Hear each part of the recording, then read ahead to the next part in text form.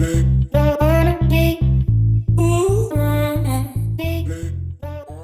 everybody, it's Komaru, and today I want to talk to you about anime, specifically Wonder Egg Priority, and why it reminds me how much I love anime as a medium for the psychological. First, I'm going to give a warning. Maybe 2 warnings. There might be some content spoiled for Wonder Egg Priority within this video, and I definitely recommend checking out an episode or 2 before you listen to this content. And if you're curious as to why I think that's so important, check out the video above. But if you don't care about any of that, you can continue. There will be a quick overview of Wonder Egg Priority ahead. As a second warning, Wonder Egg Priority does cover some pretty dark topics, some of which we will discuss here. So if you're not in the mindset for that, I recommend that you skip this video. Now don't worry, my videos won't typically talk about such dark things, especially because my other favorite genres are shonen, supernatural, and slice of life, which I hear a lot of people don't like, but it's fantastic. And my next planned videos on anime are on the supernatural, so I hope you guys can still subscribe and check those out. So when I think about psychological anime, I often think of the big names like Death Note, Psycho-Pass, and one of my favorites, which is Death Parade. You should totally check it out, it's super cool. But there have been more recent additions to the genre, especially from Cloverworks, like The Promised Neverland and Wonder Egg Priority. But before I dig into the psychological wonders that is Wonder Egg Priority, I want to give you an overview of the anime. The story begins with a young girl named Ai who is led into an underground abandoned arcade where she's presented with what are referred to as Wonder Eggs. These eggs transfer her to a dream realm where she's tasked to help another young girl battle her own demons, both physically and metaphorically. Despite her fear, Ai continues these battles in the hopes that these Wonder Eggs will eventually restore the life of a friend she's lost. Along the way, though, she encounters other girls also collecting Wonder Eggs. Drawn to each other, they share their own unique struggles in an attempt to not only restore a life of someone lost, but also to cope with their own grief. I understand that this is an oversimplification of incredibly complex emotional and physical struggles for these girls, and I'm not going to pretend like I understand all of it, and not that I haven't missed anything. But I just wanted to give you a high-level overview before I dig in. As a lover of psychological anime, I've seen some pretty hard-to-stomach scenes. One that immediately comes to mind is the last episode of Season 1 of Tokyo Ghoul, where Yamari is torturing Kaneki and pulling off his nails. What? It's still something that I can't stomach today, and I have to skip through to the end.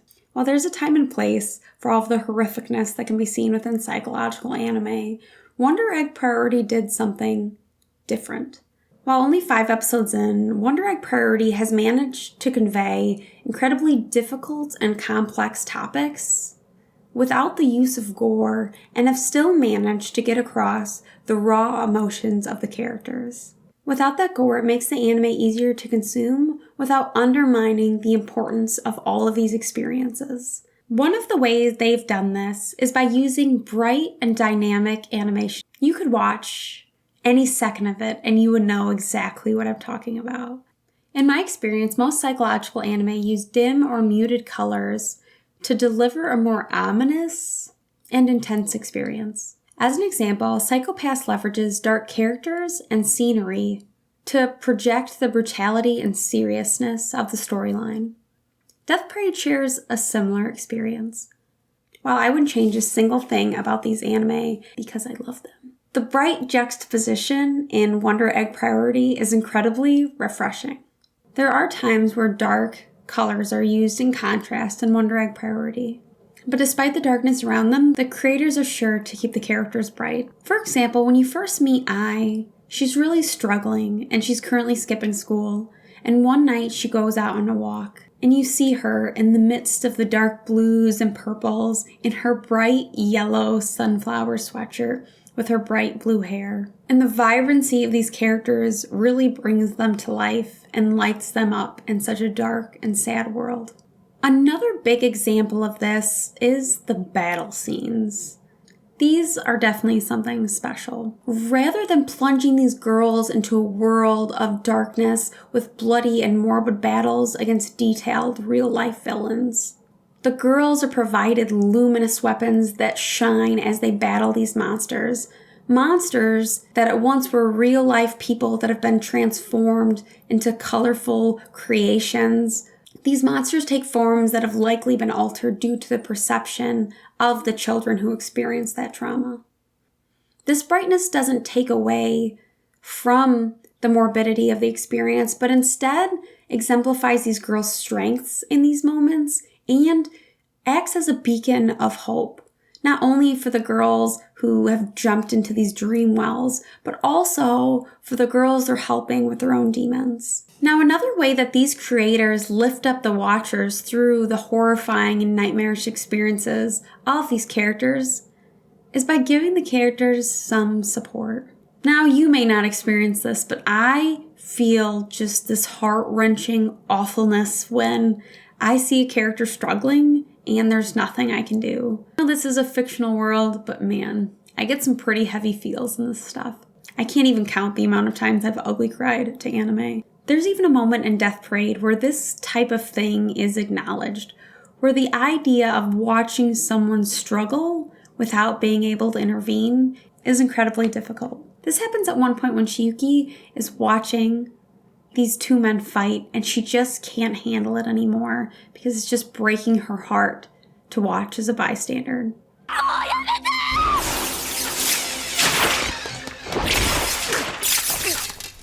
So instead of having the girls endure something like that, they're all there to support each other and validate their emotions.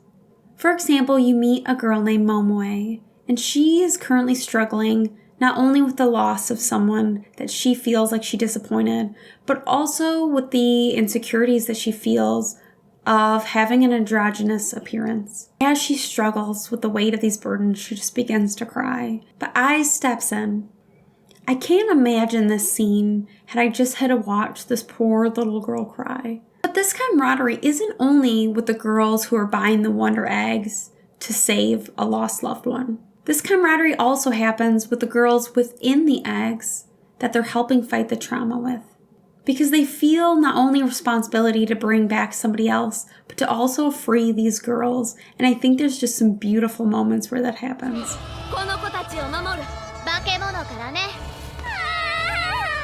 I've talked a lot about how the creators have lightened some of the intensity that was displayed within the show, especially when they discuss difficult things that some of us have experienced. But I don't want you to think that they've just pushed it away or that these things are positive experiences. It's just the way they've revealed them to the watcher is very different. Instead of really intense scenes, it's intimate moments where they slowly reveal the characters cracking beneath their facades. For example, there's a girl named Rika who was at once a young idol.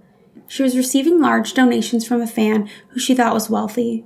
But later, Rika found out that the fan was actually shoplifting in order to give her donations.